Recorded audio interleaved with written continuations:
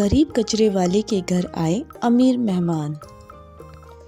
ये कहानी है गरीब कचरे वाली कमला की, जो अपने 2 बच्चे सोनू और मोनू के साथ कूड़े के बीचों बीच टूटे फूटे टीन के बने हुए छप्पर के नीचे रहती थी। सूरज चढ़ने के साथ ही कमला को कचरा बीनने के लिए निकलना पड़ता था, ताकि वो अपने 2 बच्चों का पेट भर सके। दोनों बच्चे खाना खाकर उसी कूड़े के ढेर के पास अपने बने हुए टीन के घर में सो जाते हैं। लेकिन कूड़े के ढेर से आ रही गंदी बदबू की वजह से दोनों बच्चे जग जाते हैं। अरे, जाग गए मेरे बच्चों। माँ, हम अपने घर में कब जाएंगे? ये कचरे की बदबू अब और बर्दाश्त नहीं होती। अपनी 5 साल की बेटी के सवाल पर उस लाचार कचरे बुनने वाली माँ की आंखों में आंसू आ जाते हैं। बच्चों, इस कचरे के बीच में ही रहना हम गरीबों की किस्मत है, क्योंकि तुम्हारी लाचार माँ की इतनी कमाई भी नहीं है कि वो किराए पर एक कमरा ले सके। शायद सारी जिंदगी हमें यहीं पर बितानी पड़े। तुम जानती हो माँ, कल जब तुम भंगार बेचने गई थी तब हम दोनों मंदिर गए थे और वहाँ पंडित जी ने सबको शीरा दिया था। शीरा वो बहुत ही स्वादिष्ट था। हम दोनों ने तो भरपेट खाया और उन्होंने ही हमसे कहा था कि जहाँ माँ होती है वो जगह जन्नत से कम नहीं होती। इसलिए माँ, हमें यहाँ रहने से कोई दिक्कत नहीं है। सोनू की इस बात पर कचरे वाली माँ फिर से रो पड़ती है और बच्चों को अपने से गले लगाने लगती है। जिसके बाद तीनों माँ बेटा मिलकर कचरा बीनते हैं और शाम ढलते ही कमला बिने हुए कचरे में से प्लास्टिक को अलग करके भंगार की दुकान पर उसे बेचकर थोड़ा राशन लेकर आती है। माँ, बहुत ज़ोरों से भूख लगी है, कुछ खाने को दो ना, भूख के मारे पेट में दर्द हो रहा है। बस बेटा, मुझे थोड़ा सा समय दो, मैं दाल और चावल ले आई हूँ, बस अब फटाफट खिचड़ी बना देती हूँ तुम दोनों के लिए। ऐसा कहकर कमला चली जाती है। वहीं पास में पड़े हुए कुछ कूड़े के ढेर से आग जलाकर एक बड़ी हांडी में खिचड़ी बनाने लगती है और खिचड़ी बनाने के बाद दोनों बच्चों को खिचड़ी परोसती है। माफ़ करना बच्चों, तुम्हारी माँ के पास सब्जी खरीदने के लिए पैसे नहीं थे, बस ये रूखी सूखी खिचड़ी ही खा के तुम्हें पेट भरना होगा। माँ, भूख में तो रूखा सूखा भी अमृत जैसा लगता है। तुम चिंता ना करो माँ, तुम जो भी लेकर आओगे हम खुश होकर खा लेंगे। बल्कि तुम तो इस बात का शुक्र मनाओ कि इतनी गरीबी में भी हमें भरपेट खाना मिल रहा है 2 वक्त का।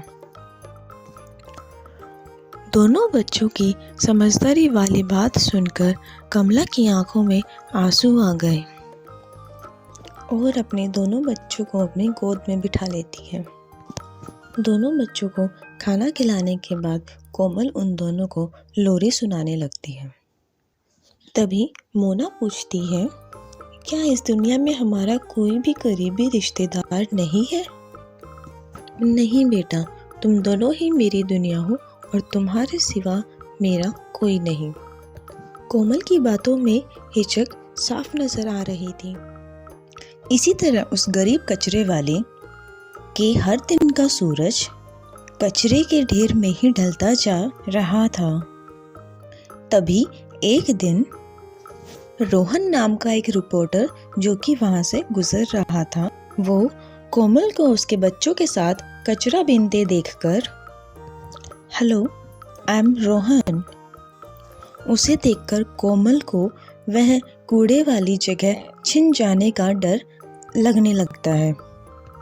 साहब जी, हाथ जोड़ती हूँ आपके, मुझ गरीब कचरे वाली से ये जगह मत छीनो। अरे, मैं भला ये ज़मीन छीनकर आपके पेट पर क्यों लात मारूंगा? मैं ऐसा नहीं हूँ। तो क्या आप हमारे घर में मेहमान बनकर आए हैं? हाँ, पर ये तो आप तीनों के मानने पर है। बस एक दिन आप सबके साथ रहूँगा। वो ज़िंदगी जीना चाहता हूँ जो कि एक गरीब इंसान जीता है। अगर आपको कोई एतराज़ ना हो तो, अगर एतराज़ हो तो मैं चला जाऊँगा। ठहरिए साहब, घर आया हुआ मेहमान भगवान समान होता है। वैसे मुझ गरीब की बस में जितनी खिदमत होगी मैं करूँगी, लेकिन क्या इस कूड़े के ढेर के बीच में सो सकेंगे आप? हाँ बिल्कुल, क्यों नहीं। मैं बस आती हूँ। कमला अपने कंधे पर कचरे से भरी बोरी लादकर उसे बेचने के लिए चली जाती है। भंगार बेचकर वह अपनी ज़रूरत का सामान लेकर अपने कचरे के ढेर बने घर के पास आती है। सबसे पहले चाय चढ़ा देती हूँ। कमला चूल्हे पर चाय बनाने लगती है, जिससे कि काफ़ी धुआं निकल रहा था, जिससे दोनों बच्चे और रोहन सबको खांसी आने लगती है। चलो अंकल, माँ के खाना बनाने तक बाहर जाके बैठते हैं। देरी के लिए माफ़ करना। ये लीजिए, थोड़ी चाय पी लीजिए। कोमल कचरे में घिरी अपनी लाचारी और गरीबी को देखकर हिचक कर रोहन को चाय दे देती है और कूड़े के ढेर में लगी हुई सब्जी काटकर और उन्हें बनाकर रोटी के साथ रोहन के साथ बच्चों को भी परोस देती है। अरे माँ, आज का खाना तो कितना अच्छा बना है। मैं तो आज रोज से ज़्यादा खाना खाऊंगा। हाँ माँ, आज का खाना बहुत अच्छा बना है।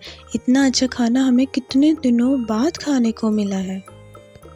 यह सब देख रोहन कहता है, वाकई एक गरीब के बच्चों में हर हालातों में ज़िंदगी जीने का जो जज्बा होता है, चाहे वो सड़क या फुटपाथ हो या फिर कचरे का कोई ढेर ही क्यों ना हो।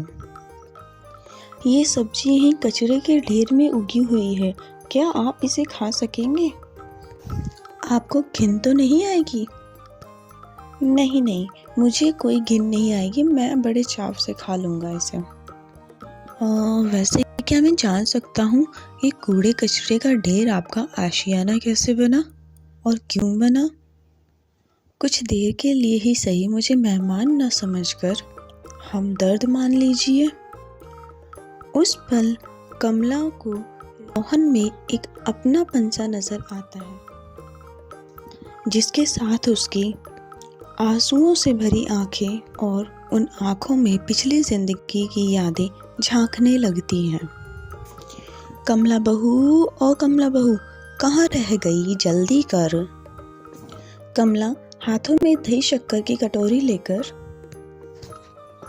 किचन से भागकर दरवाजे पर आती है, जहां उसका पति फौजी की ड्रेस पहने कंधे पर बैग टांगे खड़ा था। देरी थी तो बस बॉर्डर पर जाने की।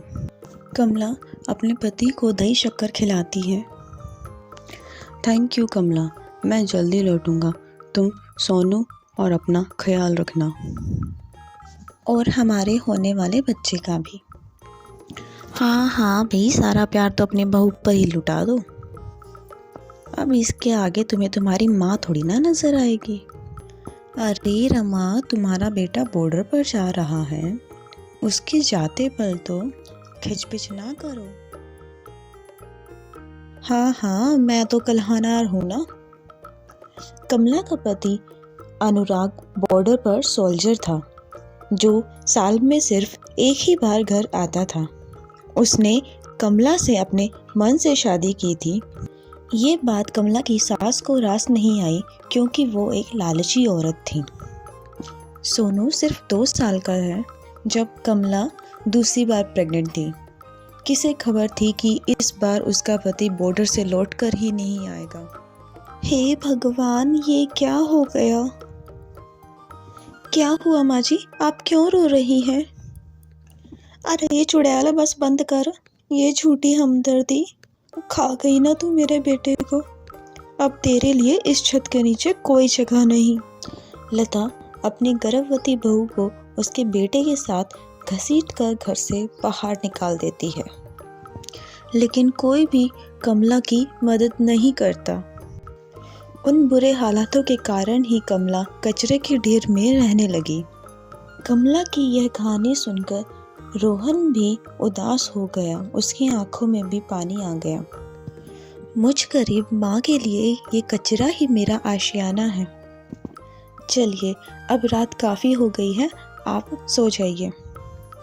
अगली सुबह जब कोमल की आँख खुलती है तो उसके टैन के बने घर के अंदर एक चिट्ठी और उसके पास कुछ पैसे पड़े थे। कमला जी, मैं एक रिपोर्टर हूँ। माफ़ी चाहता हूँ कि मुझे आपसे झूठ बोलकर एक मेहमान बनकर आपके साथ रहना पड़ा, मगर मैंने सुना है कि जिस झूठ में अच्छाई छिपी हो वो 100 सच के बराबर होता है। आपको आपका खोया हुआ घर इज्जत के साथ मिलेगा। रिपोर्टर रोहन। ऐसे ही 2 दिन निकल जाते हैं और हर जगह उस लाचार कचरे वाले की खबर छा जाती है। आखिरकार दामोदर और लता उसे लेने आते हैं। माँ जी, बाबूजी, आप दोनों यहाँ। घर चल बहू, तेरी सास अपने किए पर शर्मिंदा है। अब तुझे और मेरे पोता पोतियों को इस कचरे में रहने की ज़रूरत नहीं है। माँ, ये कौन है? ये तुम्हारे दादा दादी हैं बच्चों, ये हमें लेने आए हैं। इसी तरह आखिरकार कमला की अग्नि परीक्षा खत्म हो जाती है और वो कूड़े कचरे की बदबूदार दुनिया से उभरकर अपने बच्चों के साथ अपने घर आ जाती है। मगर इस बदलाव का कारण रोहन था, जो कि एक रोज का मेहमान बनकर इनकी जिंदगी में आया था।